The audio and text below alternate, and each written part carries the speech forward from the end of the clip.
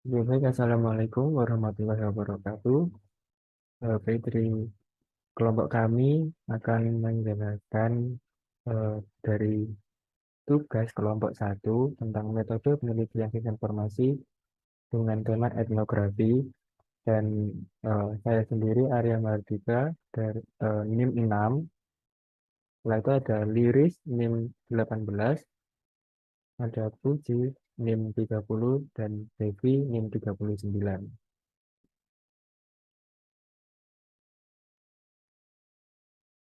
Pada tugas kelompok satu ini ada beberapa instruksi. Yang pertama, membuat ulasan mengenai metode penelitian informasi sesuai topik yang diberikan. Yang kedua, berikan 3 contoh penelitian yang menunjukkan metode penelitian pada nomor satu. Dan yang ketiga, ulaslah contoh di soal nomor 2. Untuk selanjutnya bisa eh, Liris yang menjelaskan. Silakan Liris. Oke, baik, terima kasih. Untuk pembahasan yang akan dibahas pada kali ini yaitu ada 6. Yang pertama yaitu pengertian etnografi, dan yang kedua yaitu tujuan dan manfaat, dan yang ketiga kelebihan dan kekurangan, yang keempat jenis-jenis etnografi, yang kelima prosedur penelitian, dan yang keenam ulasan jurnal. Next.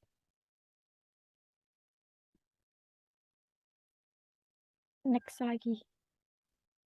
Nah, untuk metode penelitian ini awal mulanya yaitu berawal dari penelitian antropologi yang mengamati budaya di suatu tempat, di mana penelitian ini dilakukan oleh 3 orang, yaitu Tyler, Fraser, dan juga Morgan, sekitar pada abad ke-20. Mereka berfokus pada perkembangan budaya di suatu daerah. Kemudian untuk pengertian dari metode penelitian etnografi ini, yaitu metode penelitian kualitatif yang mengeksplor suatu budaya masyarakat. Etnografi ini juga memiliki karakteristik yang khas, seperti keterlibatan peneliti, mengeksplor budaya masyarakat, dan membutuhkan pemaparan data secara rinci. Kemudian, untuk tujuan dari metode penelitian etnografi yaitu memahami sudut pandang penduduk asli dan keterkaitan dengan kehidupan guna mendapatkan pandangan mengenai dunia. Next. Adapun manfaat dari penggunaan metode penelitian etnografi yaitu ada 4. Yang pertama, memberikan informasi mengenai teori ikatan budaya, dan yang kedua, memperjelas kebudayaan yang mengandung berbagai asumsi mengenai informasi yang spesifik. Kemudian yang ketiga, memberikan gambaran sifat dasar ikatan budaya teori ilmu sosial. Dan yang keempat, memberikan deskripsi tentang berbagai model penjelasan yang diciptakan oleh manusia. Next.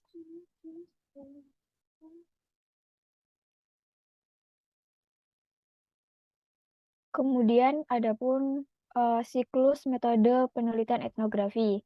Yang pertama, pemilihan suatu proyek etnografi, di mana pada siklus yang pertama ini, peneliti etnografi mempertimbangkan ruang lingkup dari penyelidikan mereka. Dan yang kedua yaitu pengajuan pertanyaan.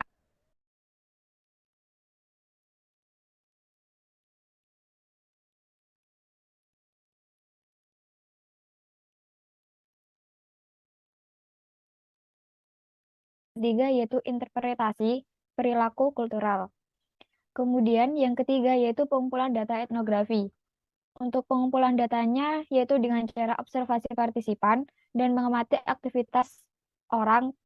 Kemudian ada juga karakteristik fisik situasi sosial, dan ada juga menjadi bagian dari tempat kejadian selama pelaksanaan pekerja lapangan. Kemudian pembuatan rekaman etnografi. Pada tahap ini meliputi pengambilan catatan lapangan, pengambilan foto, pembuatan peta, dan juga penggunaan cara lain untuk merekam observasi dari penelitian tersebut. Selanjutnya yaitu analisis data etnografi. Terdapat 4 jenis analisis, yaitu analisis domain, taksonomi, dan juga komponensial. Kemudian yang terakhir yaitu ada analisis tema budaya. Untuk analisis domain sendiri yaitu memperoleh gambaran umum dan menyeluruh dari objek penelitian. Sedangkan taksonomi menjabarkan domain yang dipilih menjadi lebih rinci untuk mengetahui struktur internalnya. Dan yang ketiga yaitu analisis komponensial, yaitu mencari ciri spesifik dari setiap struktur internal dengan cara mengontraskan antar elemen. Kemudian analisis tema budaya yaitu mencari hubungan di antara domain dengan hubungan keseluruhan yang selanjutnya dinyatakan ke dalam tema sesuai dengan fokus dan subfokus penelitian. Setelah dilakukan analisis data etnografi, kemudian dilakukan penulisan sebuah etnografi. Next.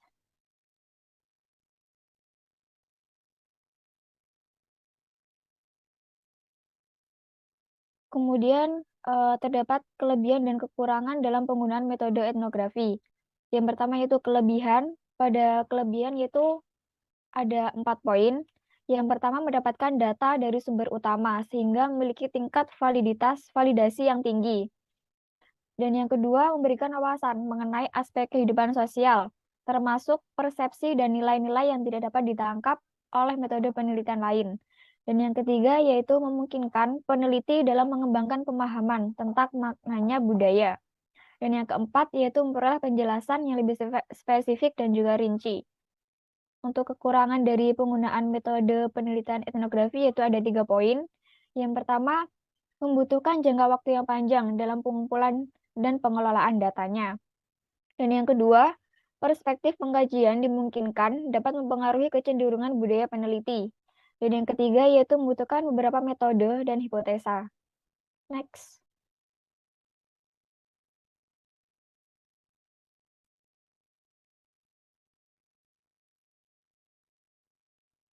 Selanjutnya yaitu ciri-ciri dari metode penelitian etnografi.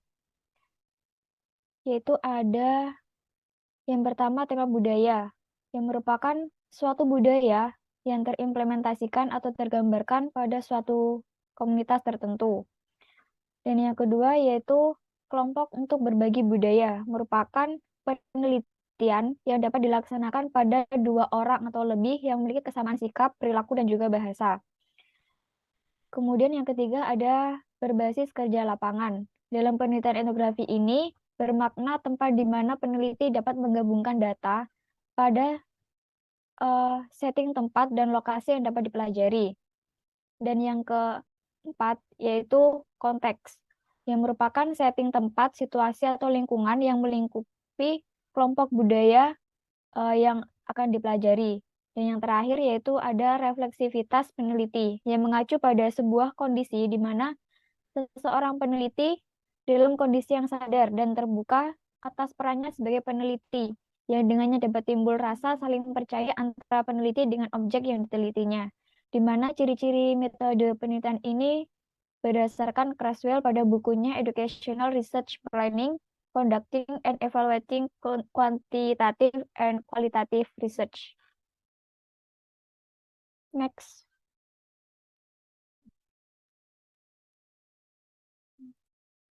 Jenis-jenis penelitian dari metode penelitian etnografi yaitu yang pertama ada etnografi realis dan etnografi kritis. Etnografi realis dan kritis ini berdasarkan dari pendapat Creswell. Pengertian dari etnografi realis sendiri yaitu peneliti ini berusaha untuk memperoleh data individu menurut sudut pandang orang ketiga, di mana peran dari sudut pandang orang ketiga ini sangat signifikan karena mampu memberi pandangan yang dianggap objektif terhadap fenomena yang akan diteliti. Kemudian pengertian dari etnografi penelitian ini mencoba merespon isu-isu sosial yang sedang berlangsung, misalnya dalam masalah emansipasi, kekuasaan, dan juga ketidaksamaan hak dan pemerataan dan sebagainya. Kemudian ada juga jenis-jenis metode penelitian dari etnografi ini yang merupakan pendapat dari Kay, Mills, dan Aurasian, yaitu ada 6. Yang pertama, etnografi konvensional, yang merupakan laporan mengenai pengalaman pekerjaan lapangan yang dilakukan oleh etnografer. Kemudian yang kedua, yaitu autoetnografi, yang merupakan refleksi dari seseorang mengenai konteks budayanya sendiri. Dan yang ketiga, mikroetnografi, yang merupakan studi yang memfokuskan pada aspek khusus dari latar dan juga kelompok budayanya. Dan yang keempat, yaitu etnografi feminis, di mana Etnografi feminis ini merupakan studi mengenai perempuan dalam praktek budaya yang merasakan pengekangan akan hak dan akan haknya. Kemudian yang kelima yaitu etnografi postmodern yang merupakan untuk menyatakan keprihatinan mengenai masalah sosial terutama mengenai kelompok marginal. Dan yang keenam yaitu studi kasus etnografi yang merupakan analisis kasus dari seseorang, kejadian, kegiatan, dan dalam perspektif budaya. Next.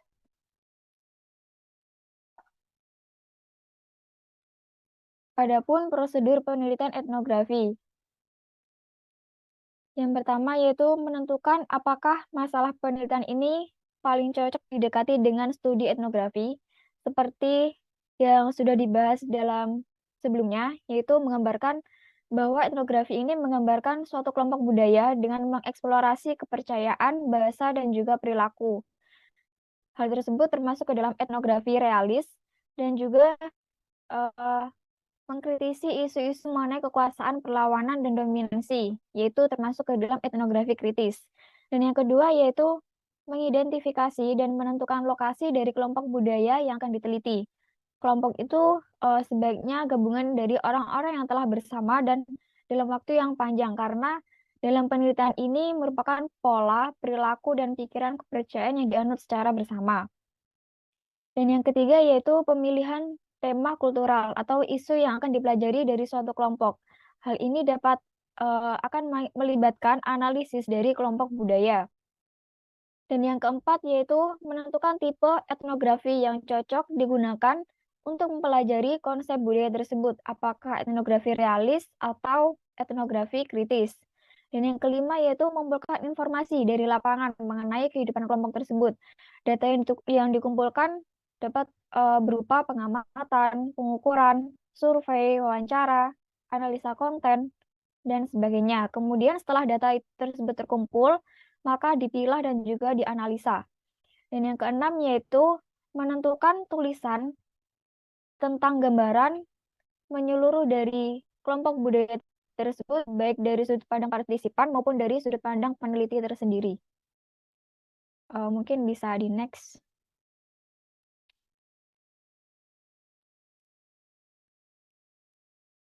Untuk jurnal yang akan dibahas yaitu ada 3. Yang pertama, pola komunikasi insan berkemampuan khusus, yaitu studi etnografi komunikasi pada interaksi sosial insan berkemampuan khusus di Rumah Autis Cabang Depok. Dan pada jurnal yang kedua yaitu membahas tentang studi etnografi tentang bakat di kalangan remaja di era digital. Dan pada jurnal ketiga yaitu pilihan bahasa pada masyarakat multibahasa di Desa Boto Hilisorake, Nias Selatan. Penelitian etnografi pada masyarakat multibahasawan Nias, Indonesia, dan Inggris. Next. Selanjutnya mungkin saya kembalikan ke Mas Arya. Terima kasih. Ya, baik, terima kasih Mbak Liris. Jadi jurnal pertama berjudul Pola Komunikasi Insan Berkemampuan Khusus, Studi Etnografi Komunikasi pada Interaksi Sosial Insan Berkemampuan Khusus atau IBK di Rumah Autis Cabang Depok. Jadi permasalahan pada jurnal ini yaitu anak kebutuhan khusus ini memiliki, khususnya autis, memiliki tiga gangguan. Yang pertama adanya gangguan kepada interaksi sosialnya, yang kedua mengenai komunikasinya, yang ketiga mengenai perilakunya. Latar belakang mengapa penulis mengambil permasalahan ini yaitu ingin mengetahui pola komunikasi insan berkemampuan khusus atau IBK ini pada Rumah Autis Cabang Depok. Solusi dan hasil yaitu mengetahui pola komunikasi autis dengan gambar diagram. Lalu pengumpulan data dan cara pengambilannya itu pertama tentunya observasi informan. Observasi informan ini dapat dengan tujuan dapat mengetahui langsung mengenai informannya langsung secara langsung di lapangan Lalu untuk wawancara mendalam ini wawancara kepada narasumber yaitu guru, di mana guru ini juga dipilih yang sudah 5 tahun bergabung pada Rumah Autis Depok. Itu selanjutnya ada studi literatur, mengambil sumber data yang dibutuhkan pada penelitian. Tahapan yang dilakukan yaitu yang pertama observasi. Observasi ini dilakukan selama 2 bulan pada hari Senin sampai Kamis mulai pukul 8 sampai pukul 14. Wawancara ini kepada kepala cabangnya, ada guru kelas transisi dan guru kelas SKF sekaligus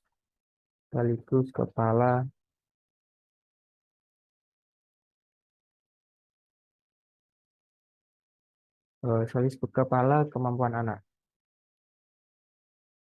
Selanjutnya, ini penulis melakukan yang namanya model speaking. Pertama setting ini terdapat 4 kelas, 2 ruang terapi, dan ada 2 lantai. Untuk partisipan di IBK Rumah Autis Labang Depok ini sudah berjumlah 22 siswa, termasuk 9 guru.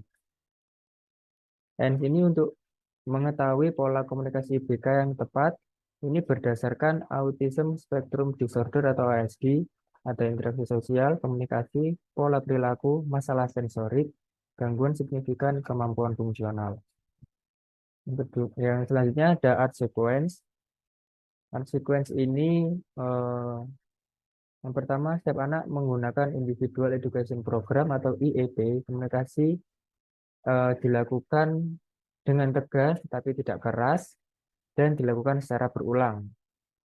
Case atau semua barang yang ada di kelas seperti alat tulis, tas berada di loker karena anak autis ini eh, mudah sekali fokusnya terbagi. Maka dari itu semua barang yang di kelas ini harus bersih dari pandangan anak autis, dimasukkan di loker dengan rapi.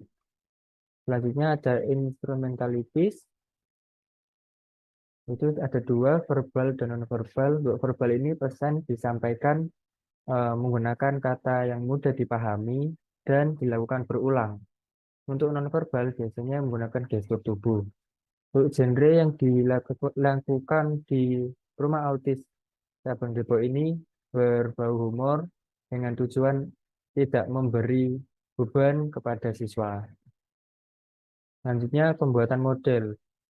Ini hasil model yang ditemukan dari penulis, yaitu ada 2 komunikasi, yaitu komunikasi satu arah. Komunikasi satu arah ini lebih mengarah ke non-verbalnya atau menggunakan gestur. Lalu untuk komunikasi 2 arah itu lebih ke verbal, dapat diajak berbicara walaupun ada beberapa yang masih bicaranya sepatah atau 2 patah kata saja. Baik, untuk selanjutnya pada jurnal 2 akan dijelaskan oleh Mbak Puji. Silakan Mbak Puji.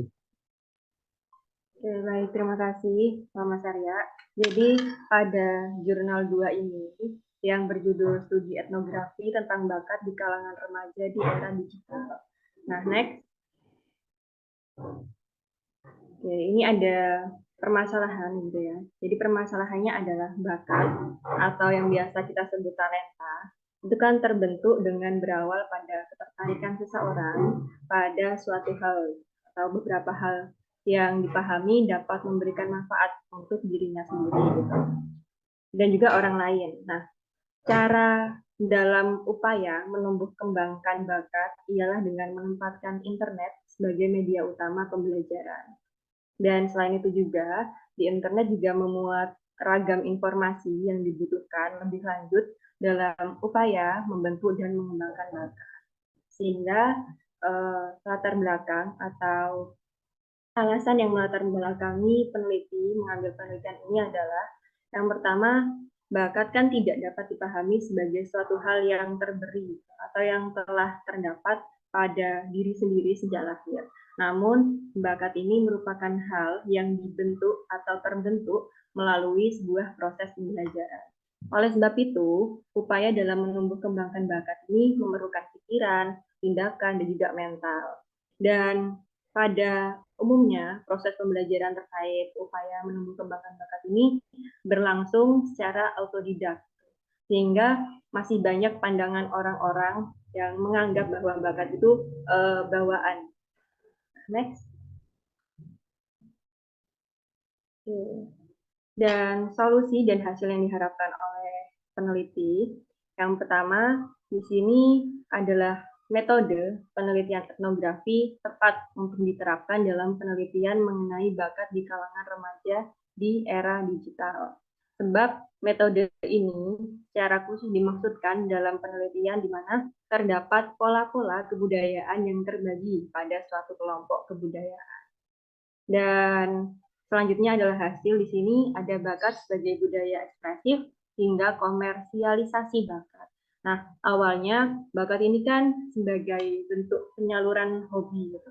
Namun pada era digital saat ini bakat ini bahkan dijadikan komersialisasi atau memberi keuntungan kepada pemilik bakat tersebut. Contohnya, kalau misal bakatnya anak gamers gitu ya, biasanya itu kan ada kayak di YouTube streaming atau apa seperti itu. Jadi untuk mengembangkan bakat, tapi juga meraih keuntungan yang lain. Dan yang kedua, hasil penelitian itu menunjukkan bahwa terdapat 3 kategori bakat yang menjadi ketertarikan di kalangan remaja, yang oleh sebab itu digandrungi atau dasarnya. Nah, ketiga kategori bakat tersebut diantaranya adalah bidang kesenian, teknologi, dan keterampilan. Dan bakat pilihan tersebut kemudian akan ditumbuh kembangkan dengan dukungan internet. Nah, berkaitan dengan ketersediaan informasi atau cara dan strategi yang ada di internet itu sendiri. Dan hasil penelitian ini itu penting bagi para orang tua dan juga para pengajar, sebab dapat digunakan untuk pengembangan bakat anak atau peserta didik. Next.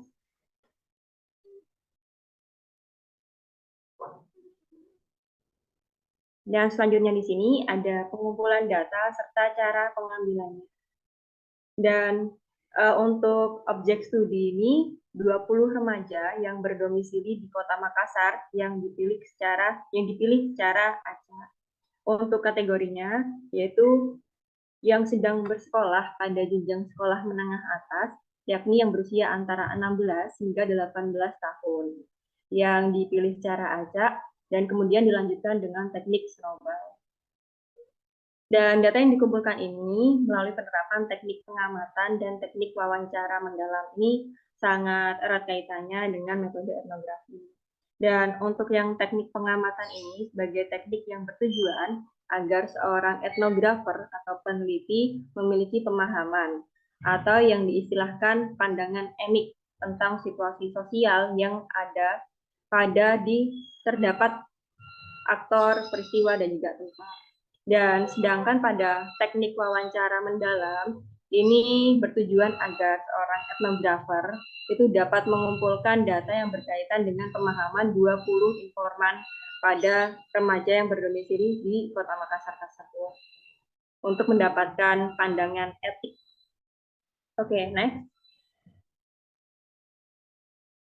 Dan yang terakhir ini ada tahapan untuk penyelesaian dengan metode penelitian etnografi. Yang pertama yang pasti menentukan penelitiannya, yang kedua menetapkan informan penelitian, yang ketiga melakukan pengamatan dan wawancara terhadap informan tersebut, dan yang keempat adalah melakukan analisis terhadap hasil melalui penerapan teknik taksonomikal, dan yang terakhir itu baru penulis melakukan penulisan etnografi. Dan pada jurnal 2 ini termasuk ke dalam etnografi realistis. Next. Oke, nah untuk jurnal yang ketiga akan dilanjutkan oleh rekan saya, Devi. Baik, terima kasih. Untuk jurnal ketiga di sini akan membahas tentang pilihan bahasa pada masyarakat multibahasa di Desa Sorake, Nia Selatan, dengan penelitian etnografi pada masyarakat multibahasawan Nias, Indonesia, dan Inggris. Next.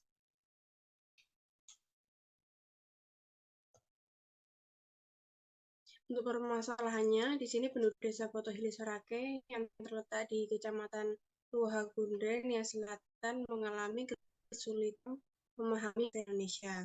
Hal ini dikarenakan penduduk desa Potohili Sorake tidak mendapatkan pendidikan bahasa Nias Selatan secara formal di bangku pendidikan karena belum adanya buku teks yang dapat dipergunakan untuk mengajarkan bahasa dialek selatan. Mereka tidak memiliki masa transisi untuk berpindah dari pemahaman mereka dalam bahasa daerah ke bahasa Indonesia.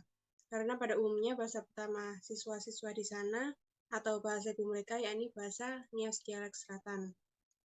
Mereka tidak pernah mempelajari bahasa dialek selatan secara formal yang sesungguhnya membantu mereka dalam belajar menulis dan membaca, lalu tiba-tiba harus mempelajari bahasa Indonesia yang asing bagi mereka, sehingga kemampuan mereka dalam membaca dan menulis termasuk dalam kategori lambat. Next. Untuk latar belakangnya, penulis ingin melakukan penelitian yang mendalam terhadap pemilihan bahasa pada masyarakat multibahasa di desa Potohili Sorake. Untuk analisis data menunjukkan bahwa pilihan bahasa masyarakat desa Potohili Sorake sangat terdiri dari 10 pilihan bahasa. Namun 3 bahasa yang paling utama dipilih yaitu bahasa Nias dialek selatan, bahasa Indonesia, dan bahasa Inggris. Tetapi pilihan bahasa yang paling dominan adalah bahasa Nias dialek selatan. Hal tersebut dikarenakan masyarakat desa bangga akan identitas mereka sebagai orang Nias pada umumnya dan orang Nias Selatan pada khususnya.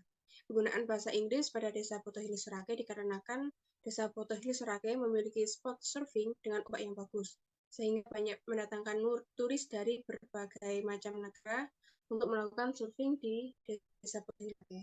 Next.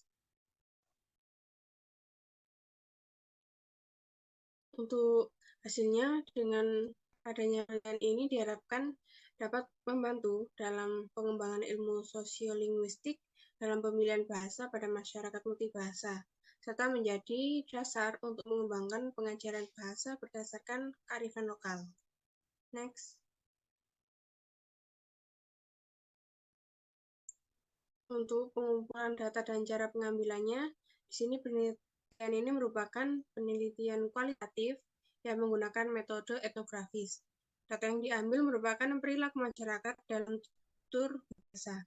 Untuk pengumpulan data dilakukan berdasarkan apa yang dikemukakan oleh Savile Troike, yaitu yang pertama melakukan observasi, yang kedua partisipasi observasi, yang ketiga wawancara sambil lalu, keempat wawancara terfokus tanpa struktur, kelima perekaman.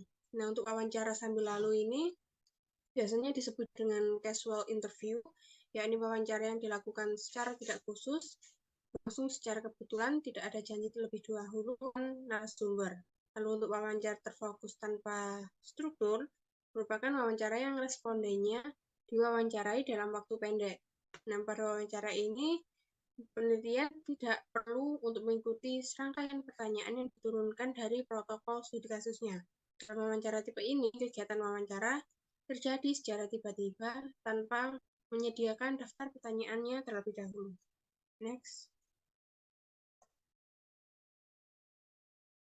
Untuk tahapan penyelesaian di sini yang pertama, setelah melakukan proses identifikasi, pengkodean, dan pengelompokan data mentah, maka aspek-aspek pilihan bahasa dihubungkan dengan penuturnya. Dan yang kedua, melakukan evaluasi ulang terhadap data untuk mengetahui pilihan bahasa masyarakat multibahasa desa Potohili Sorake berdasarkan komponen-komponen analisis.